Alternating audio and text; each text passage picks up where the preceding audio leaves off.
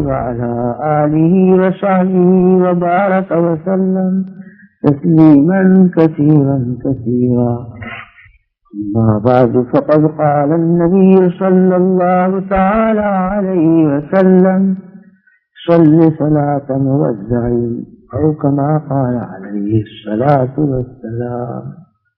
بزرگان محترم، یہ ایک حدیث ہے جناب رسول اللہ صلی اللہ علیہ وسلم، اور اس کا شان نزول یہ ہے کہ بعض صحابہ نے عرض کیا کہ عزمی یا رسول اللہ و اوجز، یا رسول اللہ کچھ واعظ فرمائیے مگر مختصر، یا اس قید کے ساتھ فرمائش کی کہ واعظ تو ہو مگر مختصر. اس سے جو اتنی بات معلوم ہوئی کہ حضرات صحابہ کا جذبہ علم بڑھانا نہیں تھا بلکہ کام کی بات معلوم کرنا تھا تاکہ عمل آسان ہو جائے. وہ عمل کو دل دادا تھے، یہ نہیں چاہتے تھے کہ معلومات خواہ بڑھتی رہیں. معلومات چاہے تھوڑی ہوں مگر ان پر عمل نصیب ہو جائے تو وہ معلومات ٹھکانے لگ جاتی ہیں، اور علم بہت لمبا چوڑا ہو اور عمل کرنے کی توفیق نہ ہو تو وہ علم اور زیادہ وبال جان بن جاتا ہے.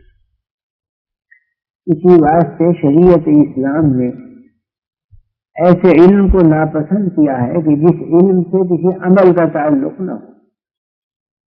جب لوگ ایسے سوال کرتے تھے کہ وہ محض ذہنی چیز ہو، عمل سے تعلق نہ ہو، تو ان کا جواب دیا جانا بھی پسند نہیں کیا جاتا تھا. قرآن کریم نے فرما دیا ہے کہ بعض لوگوں نے سوال کیا روح کے بارے میں کہ یسألونک عن الروح، اے پیغمبر آپ سے لوگ سوال کرتے ہیں روح کے بارے میں. جواب دیا گیا قل الروح من امر ربی وما اوتیتم من العلم الا قلیلا. آپ جواب میں کہ روح اللہ کا ایک لطیفہ ہے، ایک امر ہے، اور علم تمہیں کم دیا گیا ہے، اس کی حقیقت کو سمجھ نہیں سکو گے، اس لیے کیوں سوال کرتے ہو؟ اور جواب بھی دیا جانا مناسب نہیں، تو جواب ہی نہیں دیا شریعت نے. اس لیے کہ اگر روح کی حقیقت معلوم بھی ہو گئی تو عمل کا کوئی تعلق اس سے نہیں. تو ایسی باتوں کا جواب بھی پسند نہیں کیا گیا شریعت میں کہ جس سے عمل کا تعلق نہ ہو، محض ایک ذہنی تفریح ہو، محض سنا کر ایک ذہنی بشاشت حاصل ہو جائے کہ ہمیں بھی کچھ معلومات حاصل ہو گئی، یہ شرعاً مقصود نہیں.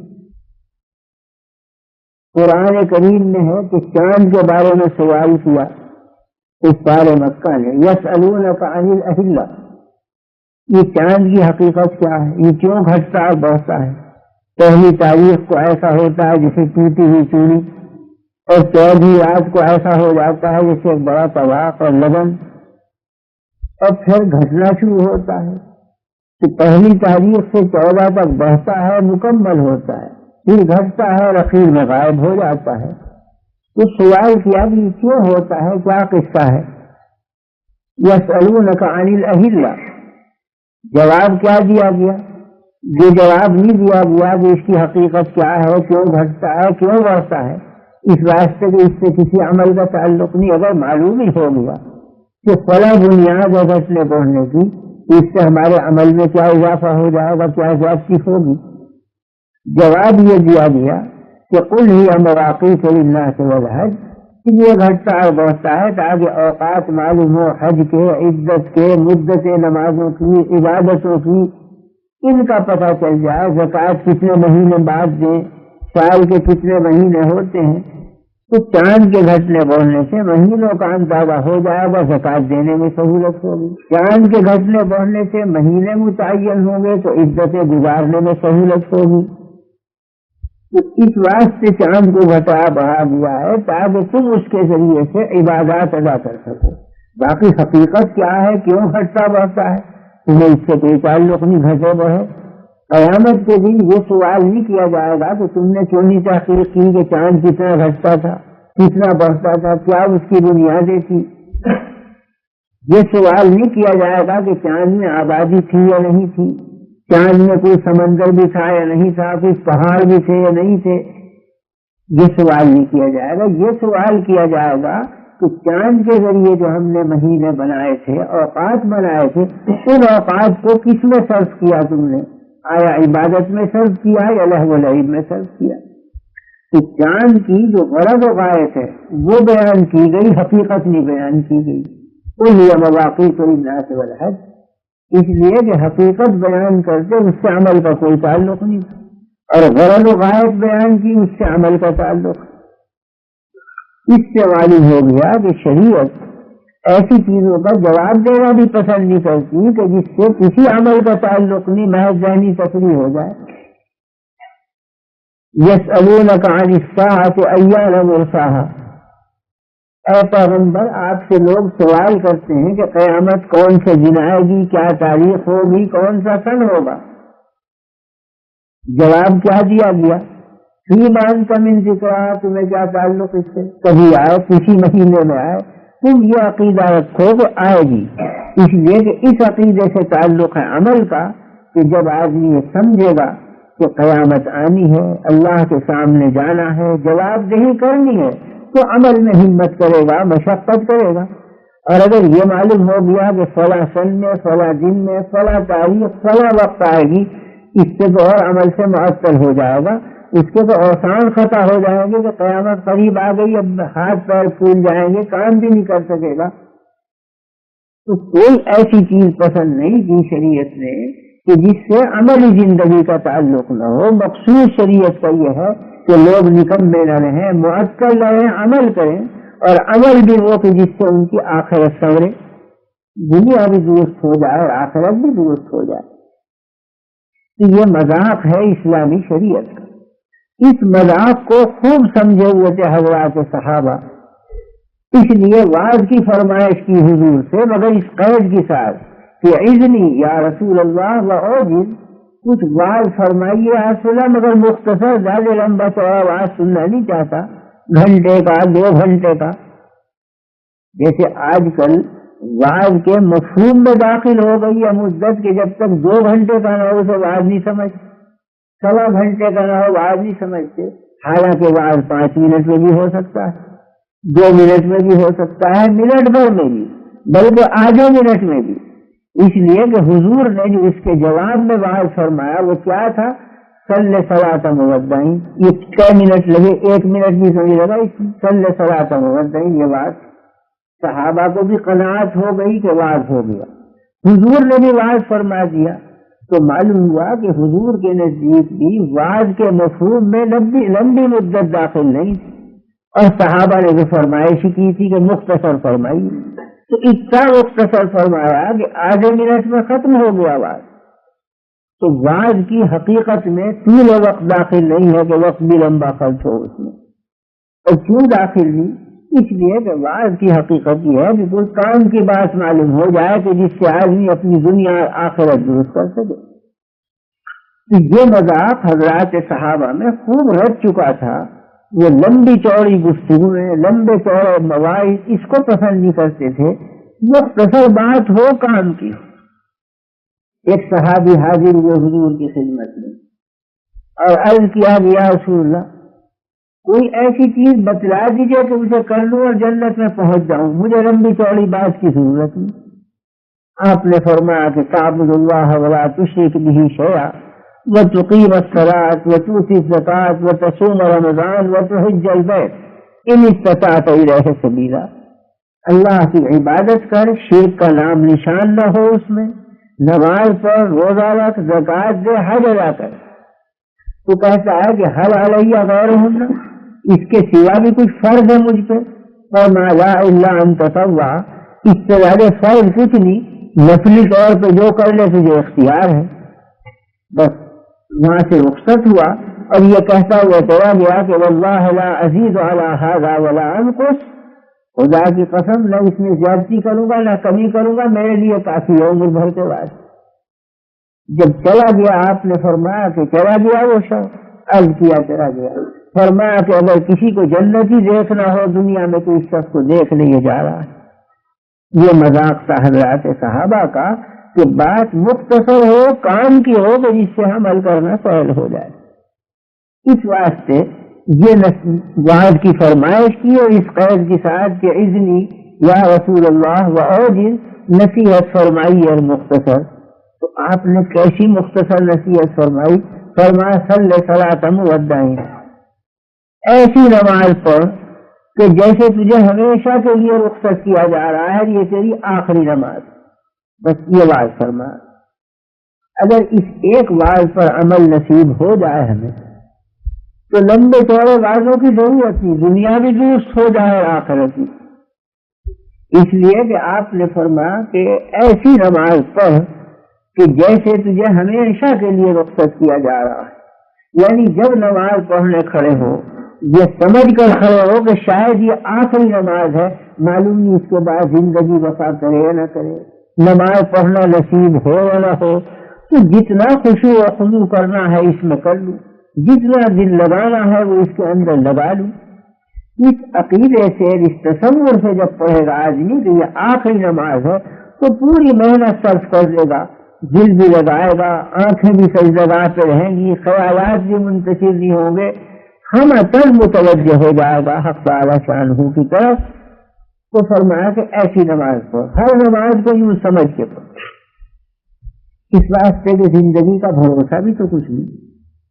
آدمی بلبلا ہے پانی کا، کیا بھروسہ ہے زندگانی کا؟ انسان قوت تو اتنی کہ چاند تک پہنچنا چاہے، اور جان اتنی بھی نہیں کہ 2 منٹ کی خبر نہیں کہ رہیں گے بھی حضرت انسان موجود یا نہیں.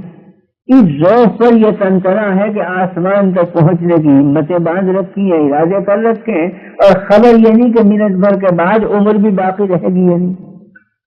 قوی تو اتنا انسان کہ چاند اور سورج کی خبر لاتا ہے، اور ضعیف اتنا کہ 1 منٹ اپنے کو سنبھال نہیں سکتا. بلبلے کی مانند سمندر میں جب بلبلے اٹھتے ہیں تو یوں معلوم ہوتا ہے کہ بڑے خوشنما کمکمے لگے ہوئے ہیں، اور کمزور وہ بلبلا اتنا کہ ذرا اسے ہوا لگی پانی میں مل کے پانی وہ کچھ تھا ہی نہیں، ہوا ہی نہیں. تو یہی کیفیت انسان کی ہے، تنتنے بھی ہے، غرور بھی ہے، تم کرت بھی ہے، اور بنیاد کچھ بھی نہیں. ذرا بیماری ہو وہ وہیں ختم، ذرا تھوڑی سی فکر لگ جائے وہ وہیں بھولنے شروع ہو گئے. اللہ بخار کا بھلا کرے، 3 دن میں پتہ چل جاتا ہے آدمی کو کہ میں کیا چیز ہوں. 3 دن کے بعد نرم روغن رہتا ہے، 3 دن بخار آ جائے نہ جان رہتی ہے، معلوم ہوتا ہے کہ ٹانگیں بھی خالی ہیں، چلا بھی نہیں جاتا.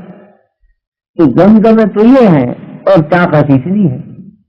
تو اس طاقت کے لحاظ سے کیا خبر ہے آدمی کو کہ کب موت کا وقت آ جائے؟ کوئی پتہ تھوڑا ہی ہوتا ہے انسان کو. موت کے لیے نہ بڑھاپا شرط ہے، نہ بیماری شرط ہے، نہ غم و علم شرط ہے. بیٹھے بیٹھے بھی موت آ جاتی ہے، جوان بھی مرتے ہیں، بچے بھی مر جاتے ہیں، بوڑھے بھی مرتے ہیں. تو کوئی قید نہیں موت کے لیے، نہ عمر کی، نہ عوارض کی، نہ بیماریوں کی، نہ غم و علم کی، نہ بڑھاپے کی. تو یہ اتنی یقینی چیز ہے اور وقت اس کا معین معلوم نہیں. اس واسطے ہر کام کو یہ سمجھ کے کرے آدمی کے معلوم نہیں اس کے بعد نوبت آئے گی کرنے کی یا نہیں. اور عبادات میں بھی بالخصوص نماز، اس لیے کہ نماز کو ستون فرمایا گیا ہے دین کا. فرمایا گیا کہ الصلاۃ عماد الدین، ومن اقامها فقد اقام الدین، ومن هدمها فقد هدم الدین. نماز ستون ہے اسلام کا، اسے قائم رکھو گے اسلام کی عمارت قائم رہے گی. اسے ڈھا دیا کسی نے تو پورے اسلام کی عمارت گر پڑے گی. تو پورا اسلام وہ دائر ہے اس نماز کے اوپر. اتنی جو اہم عبادت قیامت کے دن اولین سوال اسی سے ہوگا کہ نمازیں بھی پوری ہیں یا نہیں. حدیث میں ہے کہ اگر نمازیں پوری نکلی کسی شخص کی تو پھر اور چیزوں میں سرسری حساب ہوگا کہ جب نمازیں پوری تو سب پوری ہوگی اس کی، لہذا وہ ختم کرو، جاؤ اس کی نجات. اور اگر نمازوں میں الجھ گیا تو فرمائیں کہ سارے اعمال دیکھو، سب کے اندر معلوم ہوتا ہے کھوٹ ہے، سب چیزوں میں نقص ہوگا، کمی ہوگی، پھر جانچ پڑتال پوری کی جائے گی.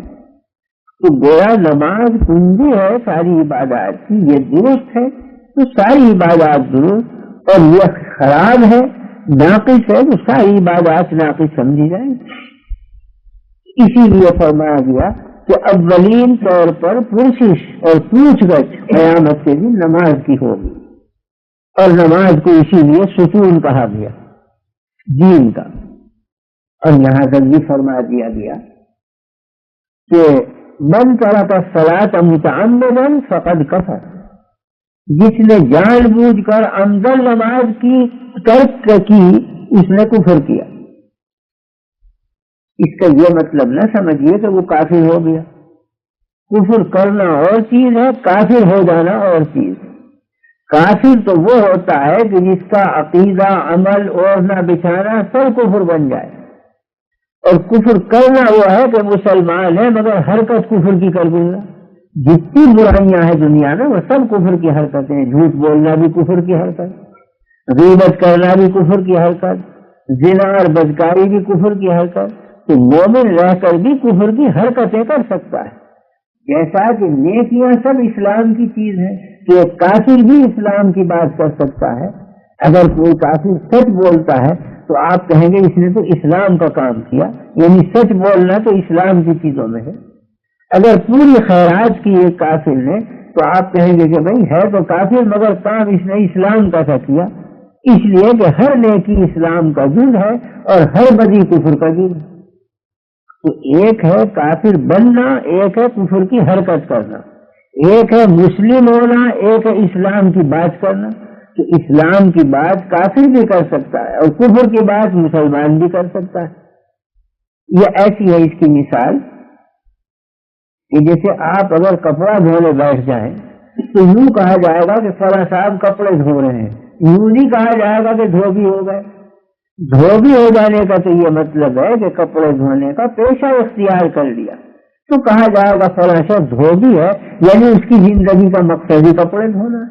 اور ایک یہ کہ پیشہ اور ہے، اتفاق سے کپڑا میلا ہوا تو اس نے کہا لاؤ میں ہی دھو لوں اپنے ہاتھ سے، صابن لے کے دھونا شروع کر دیا، تو یوں کہیں گے اسے کہ کپڑے دھوئے فلاں آدمی نے، یوں نہیں کہیں گے دھوبی بن گیا۔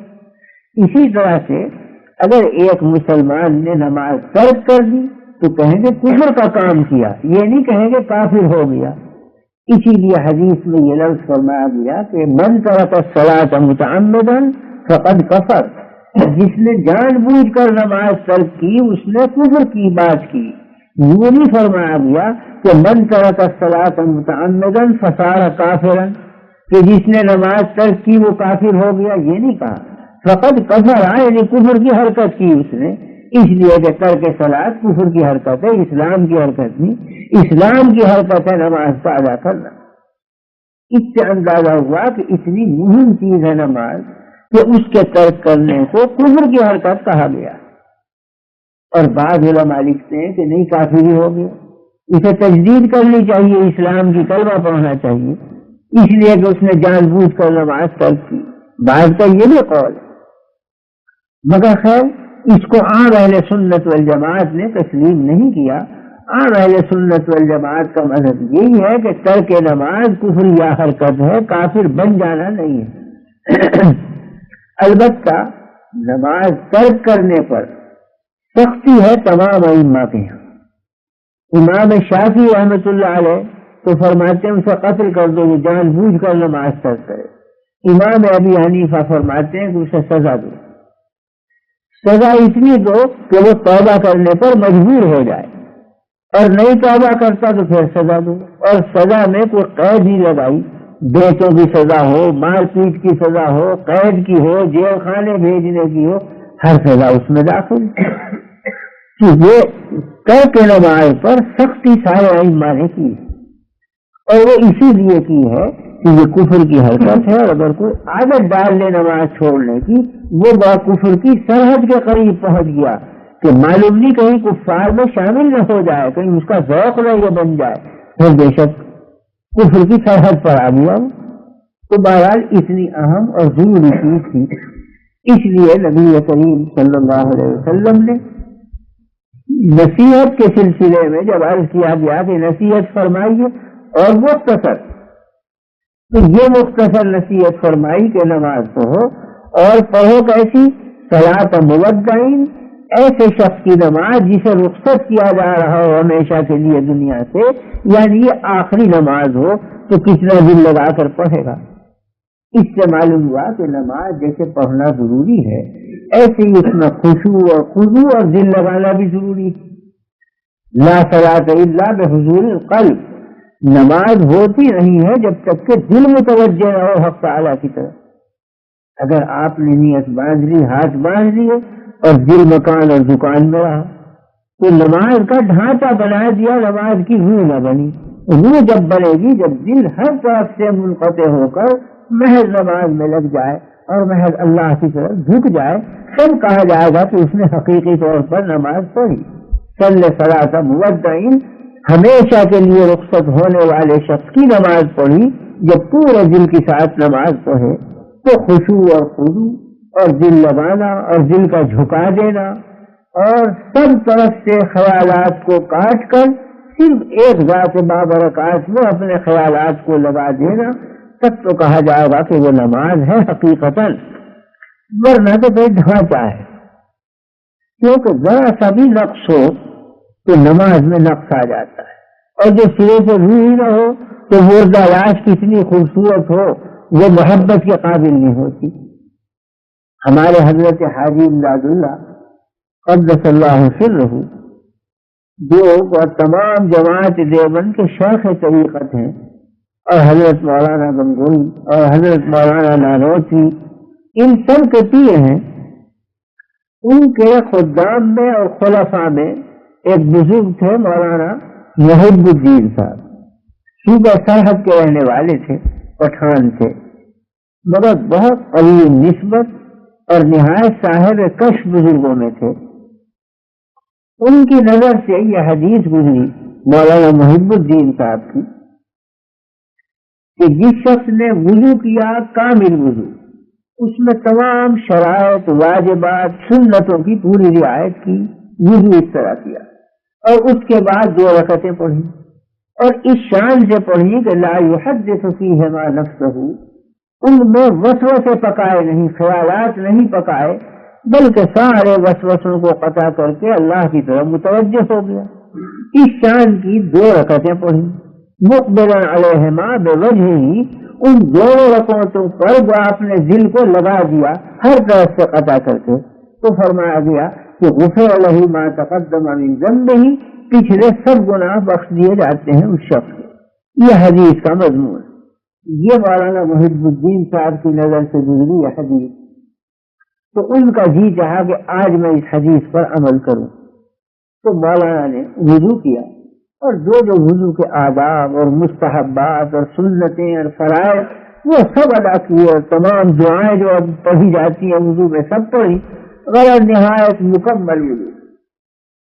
اس کے بعد میں نماز کے لیے کھڑے ہوئے، اور چونکہ قید اس میں یہ تھی کہ لا یحدث فیہما نفسہ، وسوسے نہ لائے اس میں، تو مولانا نے آنکھیں بھی بند کر دی کہ نہ کوئی چیز نظر پڑے گی، نہ میرا خیال بٹے گا اور وسوسے آئیں گے۔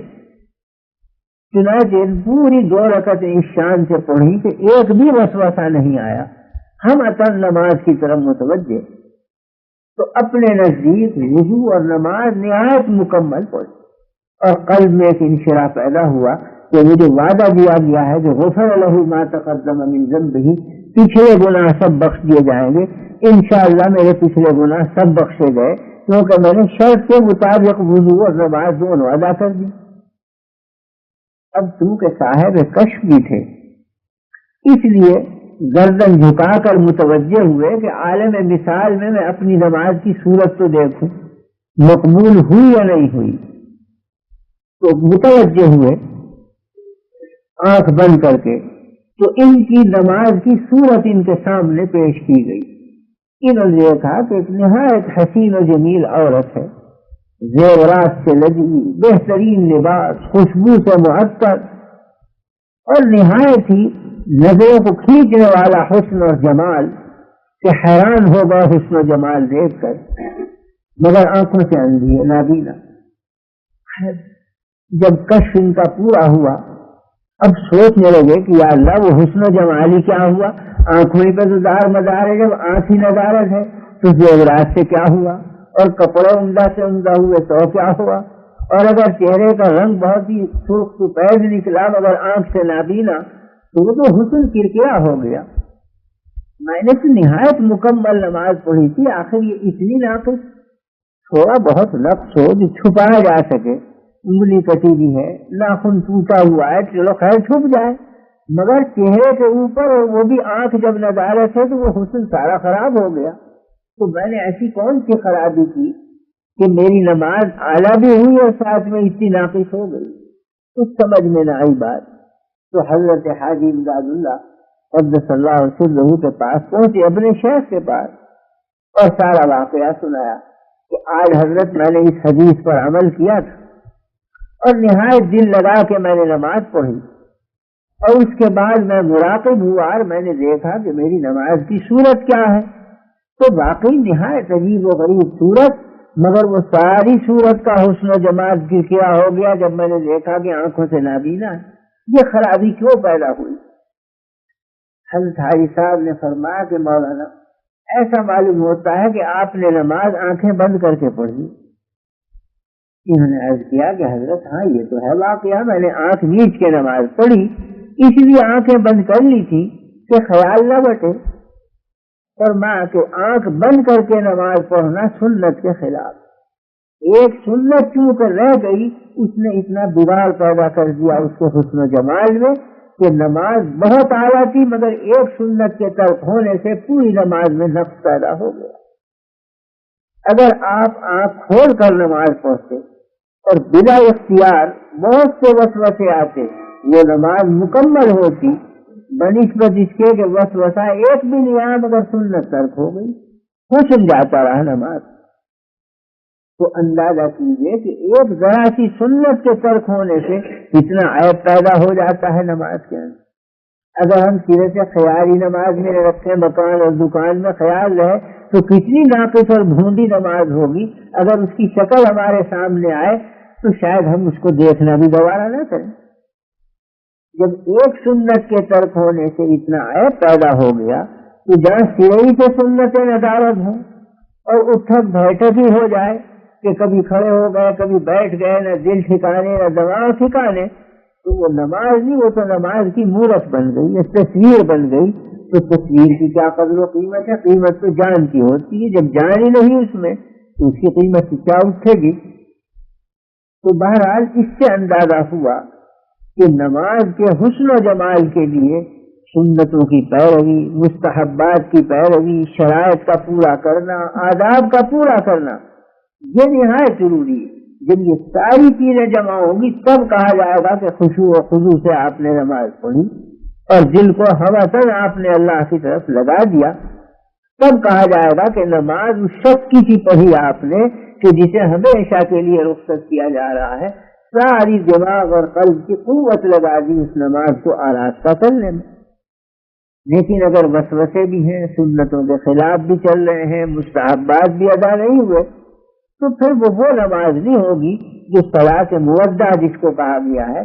بس ایسی نماز ہوگی مفتی فتویٰ دے دے گا کہ ہاں بھائی فرض ادا ہو گیا، آدھا تہائی ثواب بھی مل جائے گا، لیکن یہ کہ ترقی ہو درجات کی یا مقبولیت اللہ کے یہاں بڑھے یہ نہیں ہے، وہ فرض ساقط ہو گیا گردن سے۔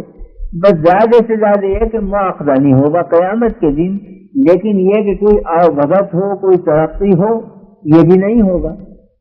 اس واسطے فرمایا گیا کہ صلی صلاۃ مودعین، ایسی نماز پڑھو کہ جیسے تمہیں رخصت کیا جا رہا ہو ہمیشہ کے لیے، نہیں پورا دل لگا کے اس کے آداب کی رعایت کر۔ اس سے ایک بات اور بھی معلوم ہوئی اس حدیث سے کہ آپ نے فرمایا کہ ایسی نماز پڑھو جیسے ہمیشہ کے لیے تمہیں رخصت کیا جا رہا ہے، یعنی یہ سمجھ کر پڑھو کہ موت قریب ہے، معلوم نہیں پھر ملاقات نصیب ہو نماز یا نہ ہو۔ اس سے معلوم ہوا کہ نماز میں موت کا دھیان بھی ہونا چاہیے، اس طرح سے کہ آداب کی رعایت ضروری ہے، نماز کی شرائط اور واجبات کی رعایت ضروری ہے۔ باطنی آداب میں سے یہ ہے کہ موت بھی پیش نظر ہو نماز پڑھتے ہوئے، وہ ہم آخرت کی طرف جا رہے ہیں، راستے پر پڑے ہوئے ہیں، ہم اللہ کی طرف بڑھ رہے ہیں، اس کے راستے پر پڑے ہوئے ہیں۔ اس نماز میں جان پیدا ہوگی، اس نماز میں رونق پیدا ہوگی کہ جس میں دھیان آخرت کا ہو. یعنی اگر نماز پڑھی اور دھیان ہے دنیا کا، دھیان ہے پیسے کا، روپے کا، گھر بار کا، اساس البیت کا، تو پھر وہ نماز بارونق نہ ہوئی. دھیان ہونا چاہیے بجائے دنیا کے سامان کے آخرت کے سامان کا، قبر کا، حشر کا، برزخ کا، جنت کا. مودع کی نماز، رخصت کیے ہوئے شخص کی نماز جب بنے گی کہ جب آدمی یہ دھیان کرے کہ یہ میری آخری نماز، اور آخری نماز جب سمجھے گا جب موت پیش نظر ہوگی. یہ حدیث شریف میں فرمایا گیا ہے کہ روزانہ ہر انسان کو اس کی قبر 5 مرتبہ پکارتی ہے دن رات. ہر انسان کو اس کی قبر پکارتی ہے، آواز دیتی ہے اور کہتی ہے کہ اے بنی آدم، انا بیت الدود، انا بیت الوحشت، انا بیت الغربت. اے بنی آدم، میں وحشت کا گھرانہ ہوں، میں اندھیرے کا گھرانہ ہوں، میں کیڑے مکوڑوں کا گھرانہ ہوں، میرے لیے کچھ سامان تیار ہے. تو روزانہ ہر انسان کو اس کی قبر 5 مرتبہ پکارتی ہے اور متوجہ کرتی ہے کہ میرے لیے کوئی سامان کر کے لا. حدیث میں فرمایا گیا ہے کہ یہ 5 دفعے کا پکارنا قبر کا کس وقت ہوتا ہے؟ وہ جو 5 وقت نمازوں کے رکھے ہیں شریعت نے، وہی 5 وقت قبر کے پکارنے کے ہوتے ہیں. تو اگر انسان نمازی ہے تو وہ پکارتی ہے، یہ عمل کر کے دکھلاتا ہے کہ میں کر رہا ہوں تیاری، تیری آواز سن لی میں نے. تو کہتی ہے کہ قبر میں اندھیرا ہے، میں چاندنے کا سامان کر رہا ہوں، نماز پڑھ رہا ہوں میں. اس لیے کہ نماز کو فرمایا گیا ہے کہ الصلاۃ نور، نماز روشنی ہے. تو اس روشنی کو میں قبر کے لیے لا رہا ہوں. تو نے جو کہا کہ انا بیت الظلمت، میں اندھیرے کا گھر ہوں، تو میں نے اندھیرے کا سامان کر لیا، میں تو نماز میں مشغول. انا بیت الوحشت، میں وحشت کا گھرانہ ہوں، تو میں نے تو نماز پڑھ کے سکون کا سامان کر لیا ہے، انس کا سامان کر لیا کہ مجھے اللہ سے انس پیدا ہو رہا ہے. تو جس میں انس ہو اس میں وحشت کا کیا کام ہوگا؟ تو میں نے وحشت کا بھی سامان کر لیا. انا بیت الدود، میں کیڑے مکوڑوں کا گھرانہ ہوں، تو میں نے تو نماز پڑھ کے اپنی اتنی حفاظت کر لی ہے کہ کیڑے مکوڑوں سے مجھے کوئی ڈر نہیں رہا، حق تعالیٰ میرا محافظ بنے گا. تو 5 وقت پکارتی ہے قبر، اور پکارتی ہے ان اوقات میں جب نمازوں کا وقت ہو. تو انسان عملاً اسے جواب دیتا ہے کہ تو پکار رہی ہے، میں لبیک کہتا ہوں، میں تیاری کر رہا ہوں آخرت کی. تو نے اگر نصیحت کی تو میں بھی غافل نہیں ہوں، میں تو نماز میں مشغول. تو اس طرح سے ایک شخص نماز پڑھنے میں وہ اپنی آخرت کو یاد کرتا ہے، اپنی موت کو یاد کرتا ہے. اور جتنا موت کو یاد کرے گا اتنا ہی قلب میں خشوع اور خضوع پیدا ہوگا. اس واسطے کہ جتنا اس عالم کی یاد ہم کریں گے دل میں پراگندگی پیدا ہوگی، جتنی اس عالم کی یاد کریں گے دل میں سکون پیدا ہوگا، امن اور اطمینان پیدا ہوگا، بشاشت پیدا ہوگی. تو سامان یہ فرمایا گیا کہ 5 اوقات قبر کا پکارنا رکھا گیا نمازوں کے اوقات میں، اور ادھر نمازی کو حکم دیا گیا کہ تو نماز پڑھ، تو تیرا عمل ہی جواب ہو جائے گا. قبر متوجہ کرتی ہے، تو جواب دے رہا ہے کہ میں ہوں متوجہ. اور پھر قبر کے اندر خود یہ نماز کا جذبہ باقی رہے گا آدمی. حدیث میں ارشاد فرمایا گیا ہے کہ آدمی جب قبر میں لٹا دیا جاتا ہے اور منکر نکیر آتے ہیں سوال کرنے کے لیے، کہ 2 فرشتے آتے ہیں پوچھتے ہیں ور ربک، تیرا پروردگار کون تھا، وما دینک، تیرا طریقہ کیا تھا دنیا میں، ومن نبیک، تیرے پیغمبر کون تھے. یہ 3 سوالات کرتے ہیں. تو جس وقت یہ آتے ہیں 3 سوال کرنے کے لیے، اور 2 ملائکہ، اور ان کا نام ہے منکر نکیر، تو حدیث میں ہے کہ ہر انسان کو اس وقت یوں دکھلایا جاتا ہے کہ گویا آفتاب غروب ہونے کو ہے اور دھوپ پر زردی آ گئی ہے اور وقت اثر کا تنگ ہو رہا ہے. ہر شخص کو یوں نظر پڑتا ہے قبر میں. ادھر جب وہ آ کر بیٹھتے ہیں چاہتے ہیں سوال کریں، تو یہ میت کہتا ہے کہ دعونی اصلی، میاں پرے کو ہٹو، نماز کا وقت تنگ ہو گیا ہے، مجھے اثر پڑھنی ہے، سورج پہ دھوپ پہ زردی آ گئی ہے، وقت تنگ ہو رہا، مکروہ ہوا، چاہتا ہے مجھے نماز پڑھنے. ایک فرشتہ دوسرے کو دیکھ کر کہتا ہے کہ تم کس سے سوال کرتے ہو کہ تیرا رب کون تھا؟ یہ تو رب میں اتنا مشغول ہے کہ یہاں نماز پڑھنے کو تیار ہے، اس کے امتحان لینے کی کیا ضرورت ہے؟ یہ تو خود ہی نماز کا دل دادا ہے، خود ہی نماز میں مشغول ہے. تو دوسرا فرشتہ کہتا ہے کہ بہرحال یہ صحیح ہے، مگر ہمیں تو ڈیوٹی انجام دینی ہے، ہمیں تو اپنا فریضہ انجام دینا ہے. بے شک یہ جواب سچا دے گا، اس کا چہرہ بتلا رہا ہے، اس کا طرز عمل بتلا رہا ہے، مگر ہمیں تو پوچھنا ہے، ہم تو اللہ کی طرف سے مامور، ہمیں تو امر کیا گیا ہے، تو ہمیں تو ڈیوٹی انجام دینی ہے اپنی. تو میت کا یہ کہنا کہ دعونی اصلی، مجھے چھوڑ دو میں نماز پڑھ لوں، یہ وہی کہہ سکتا ہے جس نے دنیا میں بھی نماز کی مشق کی، کہ جہاں صورت پہ زردی آئی اسے پریشانی ہوئی کہ کہیں میری نماز قضا نہ ہو جائے. اور جو دنیا میں قضا ہی کرنے کا عادی پڑھتا ہی نہیں تھا، وہ قبر میں کیوں کہے گا دعونی اصلی، مجھے چھوڑ دو میں نماز پڑھ لوں؟ یہ تو وہ کہے گا جس نے دنیا میں عادت ڈالی ہے نماز پڑھنے کی، اور جس نے یہاں ترک کرنے کی عادت ڈالی ہے وہ کبھی ان کے سامنے نہیں کہے گا دعونی اصلی. تو بہرحال قبر کے اندر وہی چیز آدمی پر قائم رہتی ہے جو جس کی دنیا میں مستی ہو. حدیث میں ارشاد فرما دیا ہے کہ تحشرون کما تموتون وتموتون کما تحیون، تم حشر تمہارا اس حالت پر ہوگا جس حالت پر موت آئی، اور موت اس حالت پر آئے گی جس حالت پر زندگی گزاری.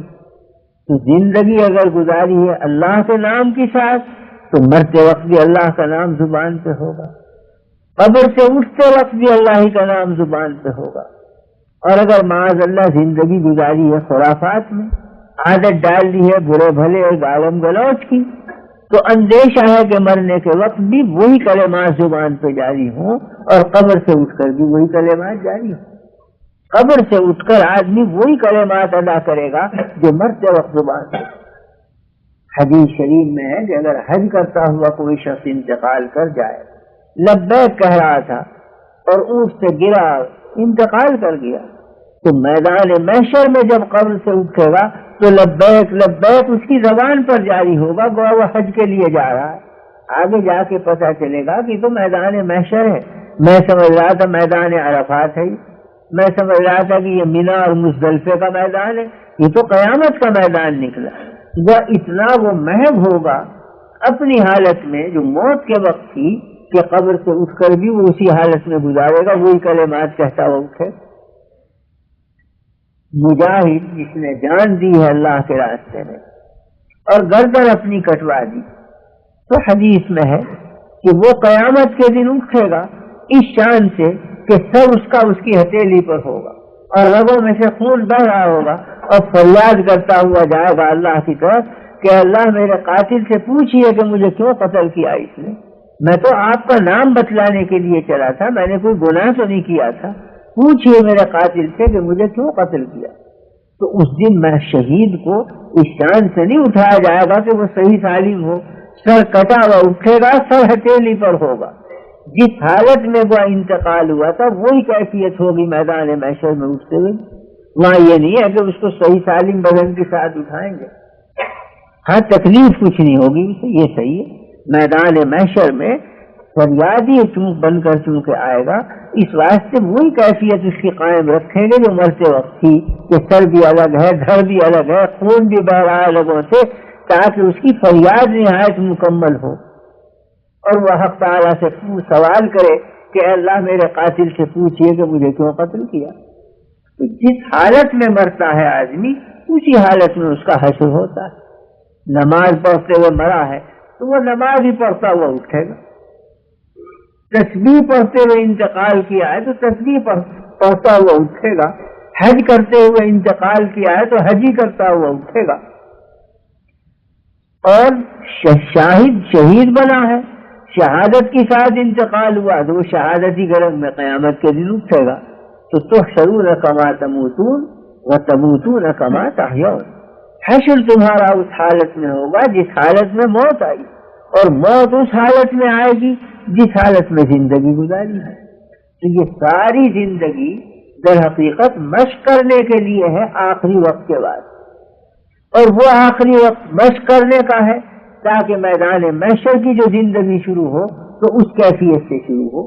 تو اللہ کے نام پہ زندگی گزاری ہے تو وہاں کی زندگی بھی اللہ ہی کے نام سے شروع ہوگی، اور خدا نہ خواستہ یہاں برائی سے زندگی گزاری وہی برے جذبات وہاں ہوں گے، وہی برے جذبات سامنے آئیں گے۔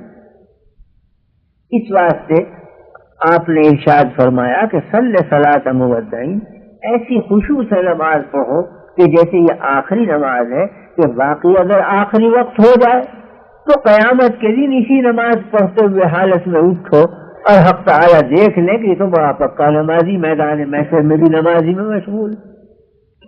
چنانچہ شہداء کے بارے میں فرمایا گیا حدیث میں کہ شہید تمنا کیا کرے گا؟ تمنا یہ کرے گا کہ اللہ اتنا موقع دیجئے کہ میں آپ کے راستے میں پھر ایک دفعہ گردن کٹاؤں اور آپ کا نام بلند کروں، یہ جذبہ ہوگا۔ ہمارے حضرت حاجی امداد اللہ قدس اللہ سرہ سے نے فرمایا ایک دن کہ اگر قیامت کے دن حق تعالی نے مجھ سے پوچھا کہ اے امداد اللہ مانگ کیا مانگتا ہے، تو میں تو یہ عرض کروں گا کہ نہ مجھے حوروں کی ضرورت، نہ مجھے جنت کی ضرورت، نہ مجھے محلات کی ضرورت، مجھے تو اپنے عرش کے نیچے 1.5 گز مصلے کی جگہ دے دیجیے کہ میں نماز پڑھنے میں مشغول ہو جاؤں۔ اس درجہ گویا نماز کی ساتھ شغف تھا کہ وہاں میدان محشر میں عرش کے نیچے جا کے بھی انہیں نمازی کی سوچ۔ اس واسطے کے حضور فرماتے ہیں حدیث میں کہ جعلت قرۃ عینی فی الصلاۃ، نماز میں میری آنکھوں کی ٹھنڈک ہے، میں جب نماز پڑھتا ہوں تو میری آنکھیں ٹھنڈی ہوتی ہیں، یعنی روح میں تازگی اور روح میں بشاشت پیدا ہوتی ہے۔ تو یہ ایک عظیم الشان لذت ہے، جو لوگ اس لذت کو پاتے ہیں وہی جانتے ہیں، دوسروں کو پتہ نہیں چلتا، وہ تو سمجھتے ہیں کہ کچھ اٹھک بیٹھک کر رہے ہیں یہ، لیکن ان پر جو کیفیت گزر رہی ہے وہ وہی جانتے ہیں جن پر گزر رہی ہے۔ اب اگر خواب میں کوئی شخص یوں دیکھے کہ میں بادشاہ ہو گیا ہوں اور ہزاروں سپاہی میرے سامنے زرق برق لباس پہنے کھڑے ہوئے ہیں اور نظریں گزر رہی ہیں اور سینکڑوں غلام ہاتھ باندھے بستہ ہیں اور وہ بشاش ہو رہا ہے خواب میں اور مسرور، لیکن جو باہر کھڑا ہوا دیکھ رہا ہے وہ تو یہ دیکھتا ہے کہ 1.5 گز کی چارپائی کے ایک آدمی خر کرتا ہوا سو رہا ہے، نہ اس کے سامنے کوئی بادشاہت ہے، نہ تاج سلطنت ہے، نہ تخت ہے، مگر جس پر گزر رہی ہے اس سے پوچھو اسے کیا لذت آ رہی کہ وہ تو بادشاہ بنا بیٹھا ہے، فوجیں اس کے سامنے۔ اسی طرح سے نماز میں جو پوری دھیان سے پڑھتے ہیں ان پر جو لذت آتی ہے، ان کی روح پر جو کیفیات گزرتی ہیں وہ باہر والے نہیں سمجھ سکتے۔ باہر والے تو یوں دیکھتے ہیں کہ ایک شخص کھڑا ہو گیا، پھر جھک گیا، پھر ناک پیشانی زمین پہ رکھ دی، کچھ حرکتیں نظر آتی ہیں، وہ جو حرکتوں کے اندر کیفیات ہیں وہ تو وہی جانتا ہے جس کے اوپر گزر رہی، دوسرا کب سمجھ سکتا ہے اس کیفیت کو؟ بلکہ اگر یہ بتلانا بھی چاہے اس کیفیت کو تب بھی نہیں سمجھا سکتا۔ کیفیت بتلانے کی چیز نہیں، وہ تو گزرنے کی چیز ہے۔ اگر کوئی بچہ 7 برس 8 برس کا نابالغ بچہ آپ سے یوں پوچھے کہ جوانی میں کیا لذت ہوتی ہے تو آپ کیا بتلا دیں گے اسے؟ کتنی لمبی چوڑی تقریر کرے وہ سمجھ ہی نہیں سکتا۔ آپ یوں کہیں گے کہ بیٹا 8-10 برس کا انتظار کرو، جب جوان ہو جاؤ گے تمہیں پتہ چل جائے گا کہ جوانی میں کیا کیفیت، میں کس طرح بتلا دوں تمہیں۔ جوان آدمی اگر بوڑھے سے پوچھنے لگے کہ بھائی بڑھاپے میں کیا گزرتی ہے، وہ کہے گا کہ بھائی ذرا اور انتظار کر، بوڑھا ہو جا پھر تجھے پتہ چلے گا، میں کیسے بتلا دوں بڑھاپے کی کیفیت؟ تو کیفیت بیان میں آ ہی نہیں سکتی، وہ تو جب گزرتی ہے جب ہی پتہ چلتا ہے آدمی۔ اب آپ کسی سے کہیں کہ صاحب مجھے سیب کا مزہ سمجھا دو، اس طرح سمجھا دے آدمی کہ کئی فصیح و بلیغ ہو، بڑا بھاری خطیب ہو، مقرر ہو اور 2 گھنٹے تقریر کرے، آپ نہیں سمجھیں گے سیب کا مزہ۔ سیدھا جواب یہ ہوگا کہ بھائی 2 پیسے خرچ کرو، سیب کھا لو، پتہ چل جائے گا مزہ کیسا ہے۔ وہ لفظوں سے میں کیسے سمجھاؤں؟ پرسید یقے کہ عاشقی چیز گفتم کے جو معاشوی بیدانی، کسی عاشق سے پوچھا تھا کسی نے کہ بھائی عاشقی میں کیا ہوتا ہے، اس نے کہا ہم جو معاشوی بیدانی، مجھ جیسے عاشق بن جاؤ پتہ چل جائے گا کیا ہوتا ہے۔ اب میں کیسے بتلا دوں کہ عاشق کیا ہے؟ تو آپ کسی نمازی سے اگر پوچھنے بھی لگیں کہ بھئی کیا لطف آیا تمہیں، کیا مزہ آیا تمہیں، تو وہ یوں کہے گا کہ بھائی خدا تمہیں ویسی نماز نصیب کر دے جب تمہیں لطف آئے گا، میں لفظوں سے کیسے سمجھا دوں؟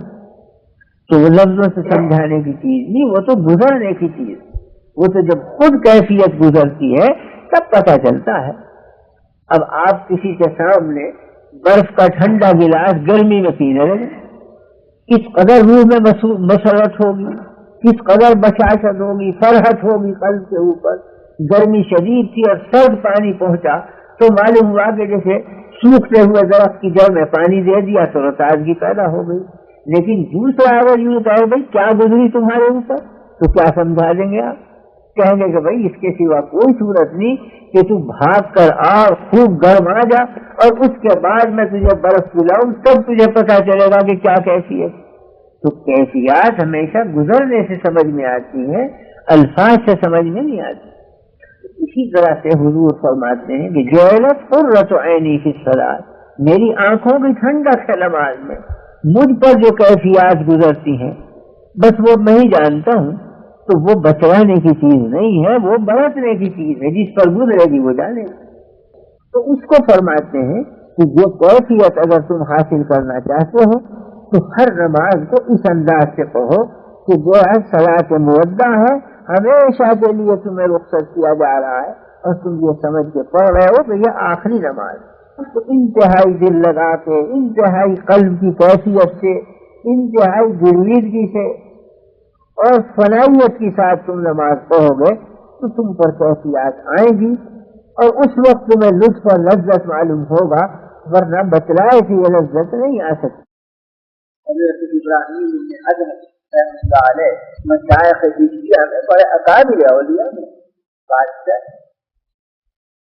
کر و فر تھا، جاہ و حسم تھا، مزاج تھے، محکم حق تعالیٰ نے ہدایت ایک دم دل پلٹا، سب سلطنت وغیرہ چھوڑ کر اور درویشی اختیار اور عبادت اور شہادت جنگل میں جا کر بیٹھ تو تمام گزرا ابرا سب وہاں حاضر ہوئے جنگل میں، درخت کے نیچے بیٹھے ہوئے تھے، ان کے ٹائم دکھائے گئے تو گزرا نے عرض کیا کہ حضرت بڑی سلطنت اور آپ کو لاش مال کے کھڑے ہو جائے،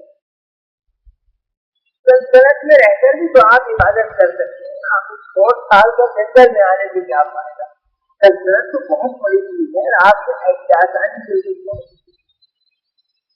فرمایا کہ تمہیں پتا ہے کہ سلطنت کون سی ملی ہے اسے چھوڑنے کے بعد، اچھا مقابلہ کر کے دیکھو، میری سلطنت کار اپنی سلطنت اور یہ کہتے کہ دال کی سمجھ کرتا ہے اپنی سلطنت کو حکم دو کہ میری چیز نکال، تمام شہرنے والے ہوتا لگانے والے اس میں جالتی ہو گئے، ایک آخر چھان مارا مگر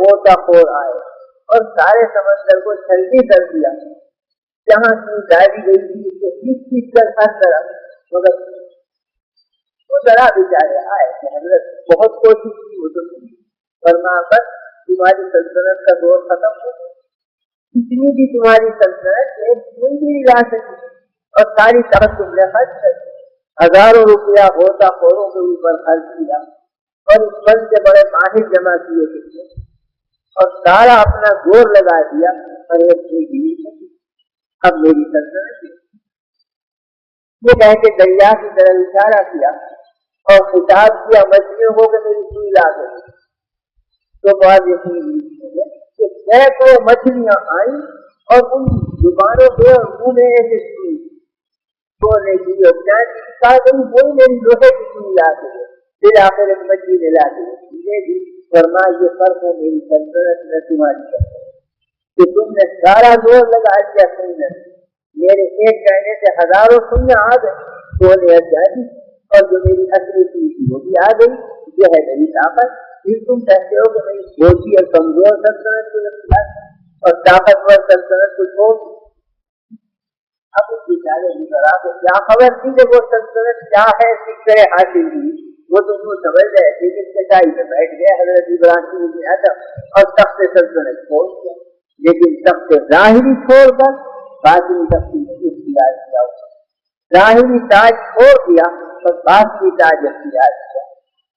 جن کو آل کبیری نے کہا ہے شیرازی نے کہ مبی حقیق گدایان عشق راسی ہو جہاں بے کمر و خسروان بے قلان. کہتے ہیں کہ یہ عشق کے بیچارے فقیر درویش ہیں انہیں حقیر مت سمجھو. وہ ظاہر میں پھٹے پرانے کپڑے ہیں معمولی کپڑے ہیں ہاتھ بات نہیں ہے مگر حقیر مت سمجھو. یہ بادشاہ ہیں وہ کمر پہ پٹکا بندھا ہوا نہیں اور یہ بادشاہ ہیں وہ ان کے سروں پر تاج رکھا ہوا نہیں. بے تاج کے بادشاہ ہیں بے پٹکے کے شہنشاہ ہیں مگر تمہارے بادشاہوں سے کہیں زیادہ طاقتور ہے. بادشاہ ان کی گدیوں پر جا کر جھکتے ہیں لیکن درویش آ کے بادشاہوں کی گدیوں پہ نہیں جھکتا. تو اس کے پاس بڑی سلطنت ہے. یہ سلطنت تب حاصل ہوتی ہے کہ جب آدمی اللہ کا نیک بندہ بن جائے حقیقی معنی میں بندہ بن جائے. اور بندگی اور عبدیت حاصل ہوتی نہیں جب تک کہ اللہ اور بندے کا تعلق درست نہ ہو. اور تعلق درست کرنے کے لیے یہ نماز پڑھی جاتی ہے. اللہ سے تعلق قائم نہیں ہو سکتا جب تک کہ نماز کی پوری مشق نہ ہو. زکوٰۃ آپ ادا کریں گے ثواب ملے گا نیت کی خوبی سے مگر تعلق درست ہوگا مخلوق. جتنا صدقہ اور خیرات کریں گے مخلوق کا رابطہ آپ سے قائم ہو جائے گا. لیکن نماز پڑھنے سے اللہ سے تعلق قائم ہوتا ہے. جتنی عبدیت جتنی بندگی جتنی غلامی جتنی ذلت اختیار کریں گے اللہ کے آگے اتنا اللہ کی رحمتیں متوجہ ہوں گی. تو نماز کے بارے میں فرمایا گیا اس حدیث میں کہ صلی نماز پڑھو کیسی صلاۃ مودعین ایسی جیسے رخصت کیے ہوئے آدمی کی نماز. یعنی اس کے اندر خشوع و خضوع بھی ہو اس کے اندر آخرت کا دھیان بھی ہو اس کے اندر توجہ اللہ بھی ہو اس کے اندر دنیا سے منقطع بھی ہو جائے. اس وقت میں آدمی اس طرح کی نماز پڑھے گا وہ نماز ہوگی جس سے روحانی لذت بھی آئے گی روحانی کیفیت بھی پیدا ہوگی حق تعالیٰ سے تعلق بھی قائم ہوگا اور حقیقی معنی میں وہ اللہ والا بنے گا. وہ شخص ایسی نماز جب قائم ہوگی تو اس کو فرمایا گیا کہ الصلاۃ عماد الدین. یہی ہے وہ نماز جو ستون ہے پورے دین کا کہ پورا اسلام اس پر قائم. یہ ستون ڈھہ گیا تو اسلام کی ساری عمارت آ پڑے گی اور یہ ستون قائم ہے تو اسلام پوری طرح سے قائم. اسی کو فرمایا گیا ہے کہ الصلاۃ معراج المومن. نماز معراج ہے مومن. اس واسطے کہ معراج میں نبی کریم صلی اللہ علیہ وسلم کو 3 باتیں دکھلائی گئی. 3 اہم چیزیں ہیں. چیزیں بہت دکھائی گئی مگر 3 باتیں بنیادی ہیں جو معراج میں حضور کو عطا ہوئی. ایک تو حق تعالی شانہ کا دیدار کہ آپ نے دیکھا حق تعالی شانہ.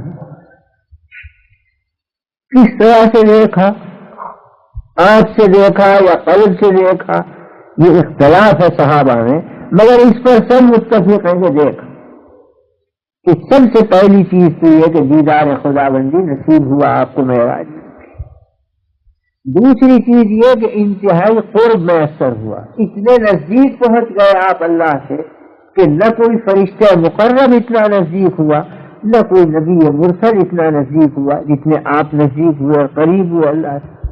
تو قرب بھی انتہائی اور دیدار بھی نصیب ہوا. تو وہ 2 باتیں ہوئی. ایک حق تعالیٰ کا دیکھنا ایک حق تعالیٰ کا قرب اور تیسری چیز حق تعالیٰ سے ہم کلامی یعنی بات چیت آمنا سامنے ہوئی آپ کی اللہ سے جس کو حدیث میں فرمایا گیا کہ آپ نے عرض کیا کہ التحیات للہ والصلوات والطیبات. ادھر سے جواب آیا کہ السلام علیک ایھا النبی ورحمۃ اللہ وبرکاتہ. جب آپ نے دیکھا کہ سلامتی میرے اوپر آ رہی ہے تو فوراً امت کو شریک کیا کہ السلام علینا وعلی عباد اللہ الصالحین. یہ سلامتی میں اپنے سب نیک بندوں کو اپنے امتیوں کو شریک کرتا ہوں اس میں. تو یہ حق تعالیٰ سے مکالمہ ہوا ہم کلامی ہوئی. تو 3 بڑی نعمتیں عطا ہوئی معراج میں. ایک انتہائی نزدیکی اور قرب ایک ہم کلامی کا شرف ایک دیدار خداوندی اللہ کا جمال دیکھا. مومن کو حضور کی ڈیوٹیوں کی برکت سے نماز میں یہ 3 باتیں حاصل ہوتی.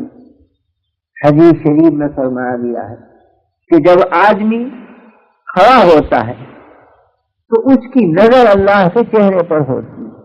وہ ظاہر میں اس کی آنکھ چٹائی پر لگی ہوئی ہے لیکن روحانی طور پر وہ اللہ کو دیکھ رہا ہے. اور یہ قیامت کے دن واضح ہوگا کہ میں دیکھا کرتا تھا حق تعالیٰ کو. آج چونکہ پردے پڑے ہوئے ہیں مادی اور حجابات ہیں اس لیے بات نظر نہیں آتی، سمجھ میں نہیں آتی، ورنہ حقیقتاً فرماتے ہیں کہ وجہ اللہ اور اللہ کی ذات پر اور چہرے پر نظر ہوتی ہے جب ہاتھ باندھے ہوئے نمازی نماز میں کھڑا. اور فرماتے ہیں کہ اقرب ما یکون العبد من ربہ وہو ساجد، جب سجدے میں جاتا ہے تو انتہائی قرب ہوتا ہے اسے، حتیٰ کہ ظاہری طور پر آپ دیکھتے ہیں کہ پیشانی چٹائی پر لگی ہوئی ہے، دری پر لگی ہوئی ہے، جانماز پہ لگی ہوئی، لیکن فرماتے ہیں کہ حقیقتاً وہ سر اللہ کے قدم پر پڑا ہوا ہوتا ہے. قدمین خداوندی کے اوپر نہ کر پیشانی آدمی کی پڑتی ہے کہ یہ انتہائی قرب ہوتا ہے. اور ہم کلامی کا شرف بھی نماز میں نصیب ہوتا ہے. اس واسطے کہ یہ جو سورہ فاتحہ ہے یہ سوال و جواب ہے اللہ کی طرف. حدیث میں کہ بندہ کہتا ہے الحمدللہ رب العالمین، ساری تعریفیں اللہ رب العالمین کے لیے ہیں، تو فوراً جواب دیتے ہیں کہ حمدنی عبدی، میرے بندے نے میری حمد کی. پھر آگے بندہ کہتا ہے الرحمن الرحیم، فوراً جواب دیتے ہیں کہ اثنا علی عبدی، میرے بندے نے میری ثنا و صفت بیان کی. بندہ کہتا ہے مالک یوم الدین، اللہ مالک ہے قیامت کے دن کا، فوراً جواب دیتے ہیں کہ مجدنی عبدی، میرے بندے نے میری بزرگی بیان کی. پھر بندہ کہتا ہے ایاک نعبد و ایاک نستعین، ہم تو آپ ہی کی عبادت کرتے ہیں، آپ ہی سے مدد چاہتے ہیں. تو فرماتے ہیں فوراً جواب میں کہ ھذا بینی و بین عبدی، یہ میرا اور میرے بندے کے درمیان کا ایک معاملہ ہے کہ وہ عابد ہے میں معبود ہوں، وہ نیاز مند ہے میں اس کا آقا ہوں. یہ میرا اور میرے بندے کے درمیان کا معاملہ ہے. پھر آگے کہتا ہے بندہ اہدنا الصراط المستقیم، اے اللہ مجھے سیدھے راستے کی ہدایت کر دے. تو فوراً جواب دیتے ہیں کہ ھذا بینی و بین عبدی ولعبدی ما سأل، یہ میرا اور میرے بندے کے درمیان کا معاملہ ہے اور بندہ جو مانگتا ہے میں نے دیا اسے. یہ ہدایت مانگتا ہے میں نے دے دی ہدایت. اور ہدایت کیا ہے؟ وہ قرآن شریف ہے. تو چاہیے یہ تھا کہ ہر فاتحہ کے بعد پورا قرآن ہر رکعت میں پڑھا جاتا، یہ ہدایت تھی. مگر چونکہ یہ بندے کی طاقت سے خارج ہے اس لیے فرما دیا گیا کہ فقرؤوا ما تیسر من القرآن، فاتحہ کے بعد جتنا آسان ہو قرآن سے وہ پڑھ لیا کرو. تو بندے نے کہا اہدنا، ہمیں ہدایت دیجیے. فوراً قرآن پیش کر دیا گیا کہ پڑھ لو، یہ ہدایت ہے. ذالک الکتاب لا ریب فیہ ھدی للمتقین، یہ کتاب ہی تو ہدایت ہے. تو جواب میں ہدایت مل جاتی. تو جس طرح سے کہ معراج میں حضور کو ہم کلامی اللہ سے نصیب ہوئی تھی، آپ کی جوتیوں کے برکت سے ہر مومن کو ہم کلامی نماز میں نصیب ہوتی ہے. آپ نے اللہ کو دیکھا، مومن کو اپنی نماز میں نگاہ ہوتی ہے مومن کی اللہ کے چہرے کے اوپر. آپ انتہائی قریب ہوئے اللہ سے. حدیث میں ہے کہ نماز میں سجدے میں جا کر انتہائی قریب ہوتا ہے بندہ اپنے خدا سے. انتہائی قرب بھی ملا، دیدار بھی ملا، ہم کلامی بھی ملی.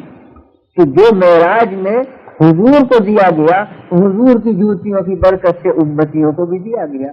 اس لیے فرمایا گیا کہ الصلاۃ معراج المومن، نماز معراج ہے در حقیقت مومن. تو جب اس میں اتنی شانیں تھیں کہ معراج یہ ہے مومن کی، آنکھوں کی ٹھنڈک اس نماز میں ہے، اللہ سے تعلق اس نماز سے ہوتا ہے. قیامت کے دن پہلا سوال نمازی کا ہوگا، مشرک اور مومن کے درمیان میں فرق نمازی سے ہوگا، ترک نماز سے کفر عائد ہوتا ہے. اس لیے آپ نے تاکید فرمائی کہ جب نماز پڑھو تو وہ پڑھو کہ حقیقی نماز ہو. صلی صلاۃ مودع. اس صحابی نے سوال کیا تھا کہ علمی یا رسول اللہ، اور نصیحت فرمائیے المختصر. آپ نے اس کی مختصر نصیحت فرمائی صلی صلاۃ مودع. یہ تو میں نے تفسیر کر دی، لیکن صحابہ تو اس اجمال سے ہی سب کچھ سمجھ گئے تھے، ان کے سامنے لمبی چوڑی تقریر کی ضرورت نہیں تھی. ہماری چونکہ صلاحیتیں کم ہو گئیں، استعدادیں کم ہو گئیں، اس لیے ہندی کی چندی کر کے بتلانی پڑتی ہے، اور صحابہ کا فہم نہایت بلند تھا، ایک جملہ کہتے وہ اخیر تک کی بات سمجھ جاتے، تو ان کے لیے 1 منٹ کا وعظ کافی تھا، ہمارے لیے آدھ گھنٹے کے وعظ کی ضرورت پڑتی ہے، 1 گھنٹے کی، تاکہ سمجھائی جا سکے۔ اس وقت میں نے خود کوئی وعظ نہیں کہا، بلکہ وعظ سنایا نبی کریم صلی اللہ علیہ وسلم کا کہ کیسا مختصر وعظ فرمایا۔